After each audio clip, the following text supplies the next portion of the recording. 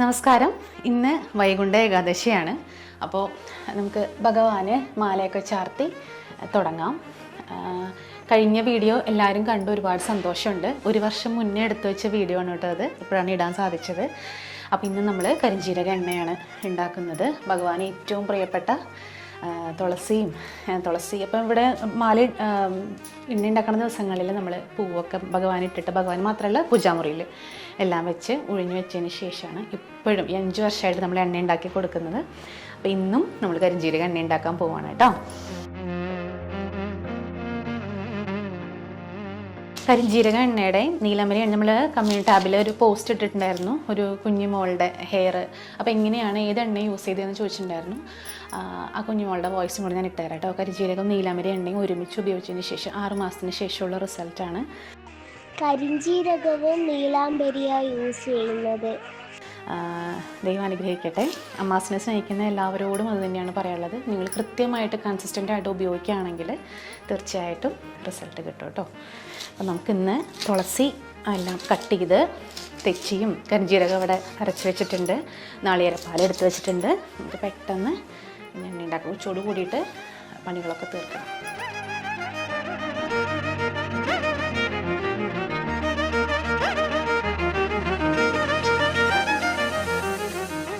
ഇത് നമ്മളുടെ henna paste pack ചെയ്യുന്നതാണ് കേട്ടോ. ഒത്തിരി പേര് ചോദിക്കാറുണ്ട്, നമ്മൾ ഡൈ കിറ്റ് ആയിട്ടാണ് കൊടുക്കുന്നത്, അതായത് മുടി കറുപ്പിക്കാനായിട്ടാണ്. അപ്പോൾ ഹെന്ന പേസ്റ്റ് മാത്രം കൊണ്ടുപോയിട്ട് ഇൻഡിഗോ പൗഡർ കിട്ടിയില്ല എന്ന് പറയാറുണ്ട്. അപ്പോൾ ഡൈ എന്ന് പറഞ്ഞിട്ട് തന്നെ വെബ്സൈറ്റിൽ കിടക്കുന്ന അങ്ങനെ തന്നെ ബുക്ക് ചെയ്യണം.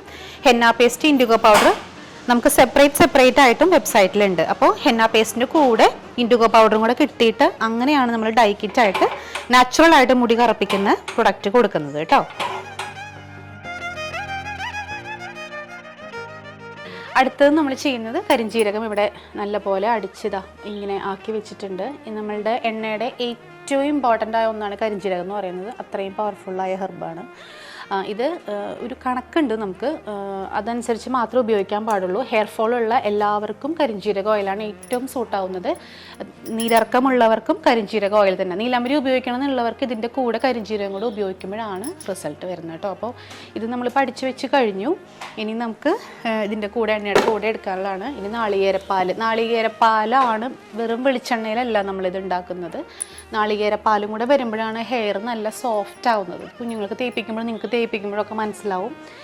കരിഞ്ജീരകത്തിൻ്റെ കൂടെ തന്നെ നാളികേരപ്പാലിലും തുളസിയിലും തെച്ചിയിലും ഒക്കെ കൂടെ കിടന്നിട്ടാണ് നമ്മുടെ എണ്ണ ആയി വരുന്നത് കേട്ടോ.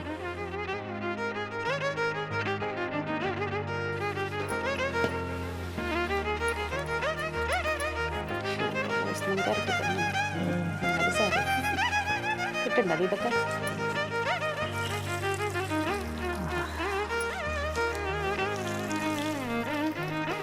നാളേരം പിഴിയുള്ള മെഷീൻ മേടിക്കട്ടോ നമുക്ക്.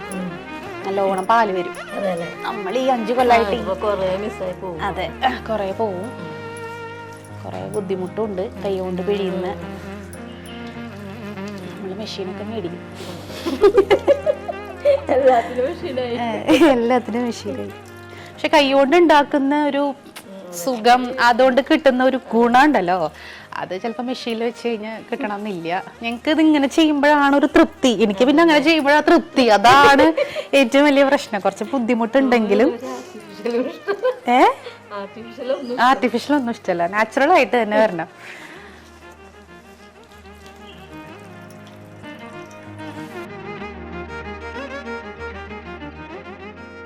ഇനി നമ്മളിവിടെ എണ്ണ ഉണ്ടാക്കാൻ തുടങ്ങുകയാണ്. കരിഞ്ജീരകം നമ്മൾ അരച്ച് വെച്ചിരിക്കുന്നത് ഇതിലേക്ക് ചേർക്കുന്നു.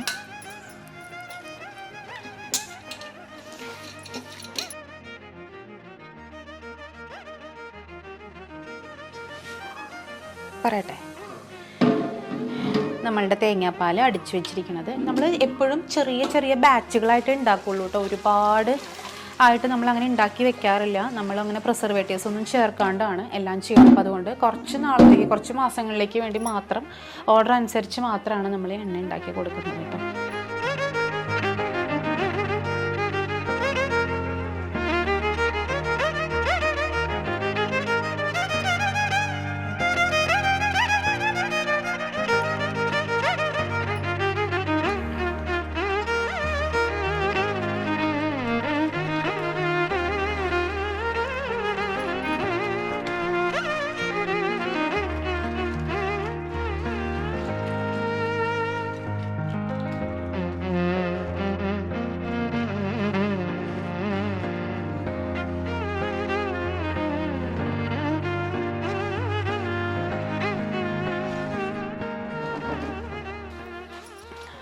അപ്പോൾ ഇത്തവണത്തെയും കരിഞ്ജീരക എണ്ണ 2025 ആദ്യത്തെ ഫസ്റ്റ് ട്രിപ്പല്ലേ, ആദ്യത്തെ ട്രിപ്പാണ് നമ്മൾ ഉണ്ടാക്കുന്നത്.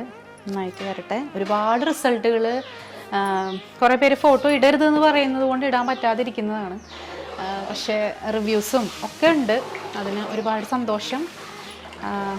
അപ്പോൾ ഇതിപ്പോൾ ഒഴിഞ്ഞിട്ട് കഴിഞ്ഞു. നമുക്കിനി ഒരു 1-1.5 മണിക്കൂറെങ്കിലും മിനിമം വേണം ഇതൊന്ന് ആയി കിട്ടാനായിട്ട് കേട്ടോ.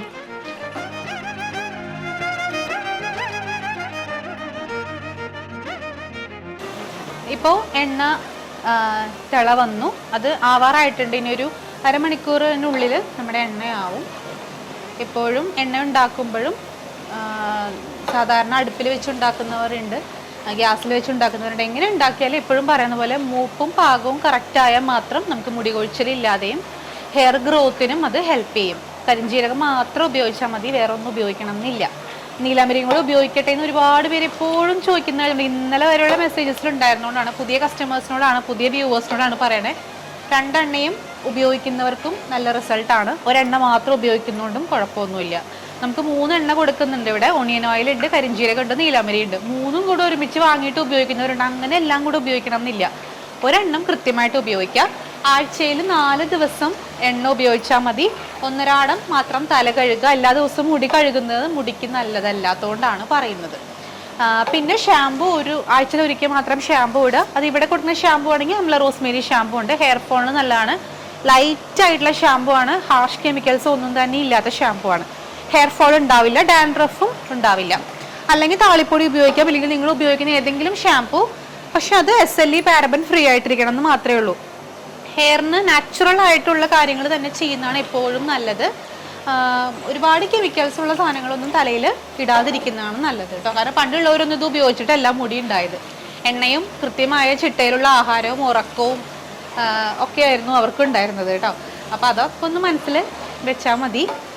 അപ്പോൾ എണ്ണ ഒരു അരമണിക്കൂറിനുള്ളിൽ ആവും. അത് കഴിഞ്ഞ് നമുക്ക് വാങ്ങി വെക്കാം.